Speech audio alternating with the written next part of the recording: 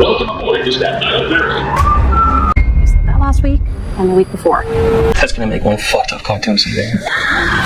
We have a huge rodent problem. I heard stories.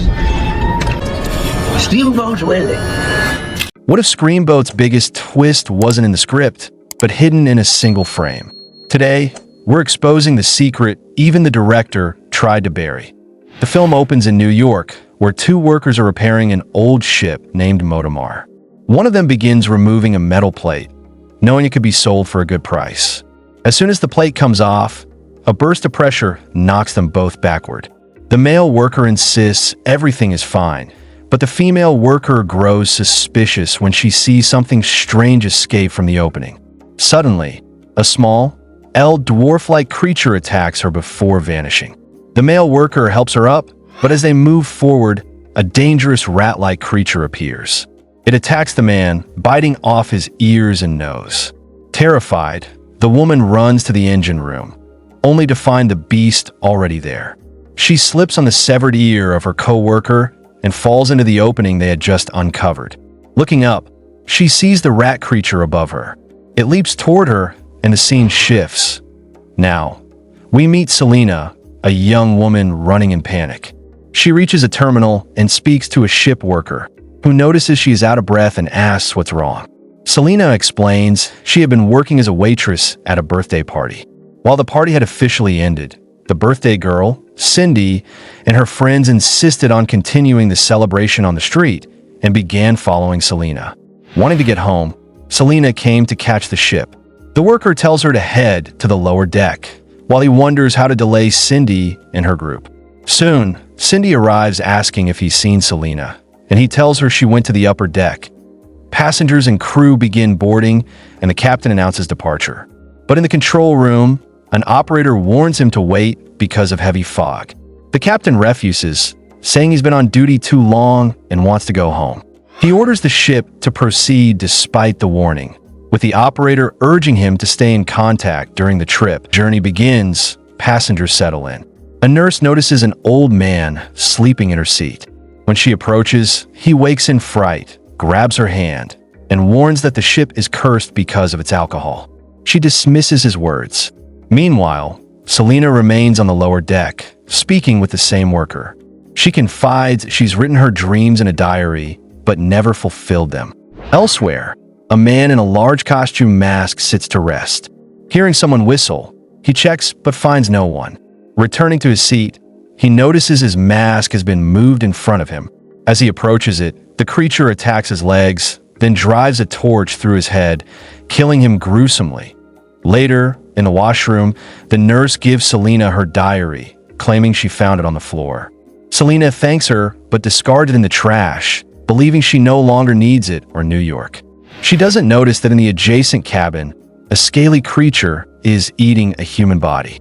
On the upper deck, a police officer hears a Mickey Mouse-like laugh and footsteps. Investigating, he's struck in the leg with a hammer, dropping his gun.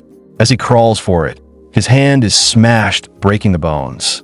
Selena hears his screams and rushes over, finding the costumed Mucky Mouse pushing the officer toward the ship's edge.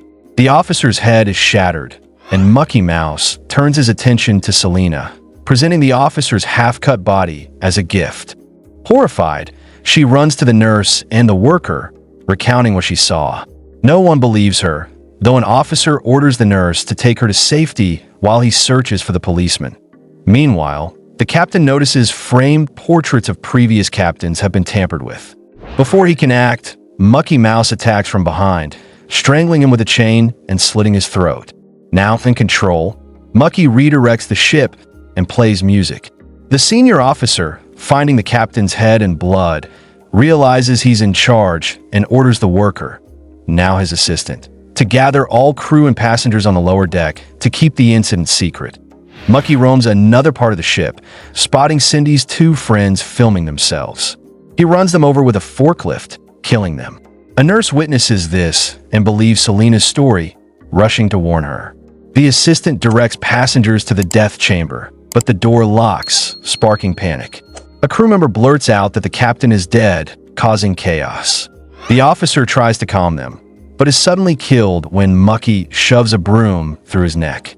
The crew attacks Mucky, but he uses a fire hose to drive them back before electrocuting them with live wires in the water. Selena, the nurse, and the assistant flee, finding Cindy asleep on a bench. The group plans to use the radio in the captain's cabin to call for help. Meanwhile, Mucky discovers liquor bottles. A boy named Marcio hides nearby, but Mucky senses him. Before Mucky can attack, another passenger rescues Marcio. In another part of the ship, a girl wakes a sleeping officer to check a faulty light, but Mucky ambushes them, slashing the officer to death and killing the girl. Selena and her group head toward the captain's cabin, but Cindy is separated. While searching, Selena meets Marcio and the passenger, who claim to have survived the electric shock. The senior officer tries to fix the radio, but is killed when Mucky drops a TV on his head and dances on it. Alone, Cindy receives a photo showing Mucky lurking behind her. She screams upon finding the severed head of a friend and the blood-soaked body of another. Mucky appears with an iron weapon, but Cindy taunts him after locking herself inside a room. Upstairs, the group finds a bloody message warning. Screaming is your heart's desire. With the radio broken, they can't call for help. Old man appears, the same one who warned the nurse, and reveals the truth. The creature is actually Screamboat Willie, a rat-like being from the 1950s who befriended the captain of the Motomar. After a storm killed the captain, Willie was locked away until accidentally freed by the workers earlier. Some parts of the Motomar were used in building this ship, bringing Willie aboard. Believing the ship is his home, Willie attacks all intruders.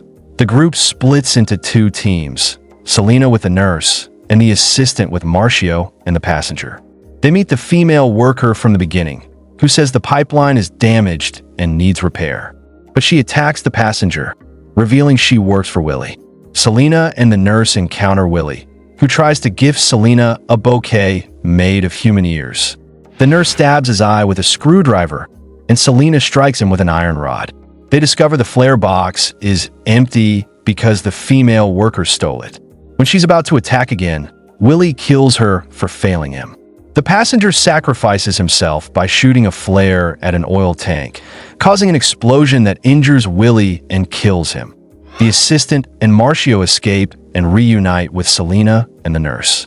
As they try to free them from debris, Willie attacks, leading to a fight with the assistant, who sacrifices himself to protect the others. The nurse warns that Willie will return. Marcio shows them a 1950s photo revealing Willie had another rat companion, likely lost at sea. Selena dresses in a black and white polka dot outfit to mimic the lost companion and lure Willie on deck. The nurse and Marcio signal another ship, but Willie appears. He's about to kill the nurse when Selena distracts him. He spares Selena's life, recalling his lost friend, and even offers her a real flower. But the nurse attacks him, and Selena stabs him with scissors, sending him into the sea. The trio is rescued hours later, and Marcio gives Selena her diary back. She decides to stay in New York and pursue her dreams. However, Willie is later found alive in a garbage dump, fully healed and reunited with his lost partner. The film ends with the ominous suggestion that the two will bring massive destruction to New York. In a final twist, a radio call for help is revealed to be from the assistant, still alive and trapped aboard the ship. The operator rushes to save him as the credits rolled in one seemingly ordinary scene. There's a blink and you miss it reflection in a cabin window, showing the silhouette of Willie's lost partner watching from the shadows.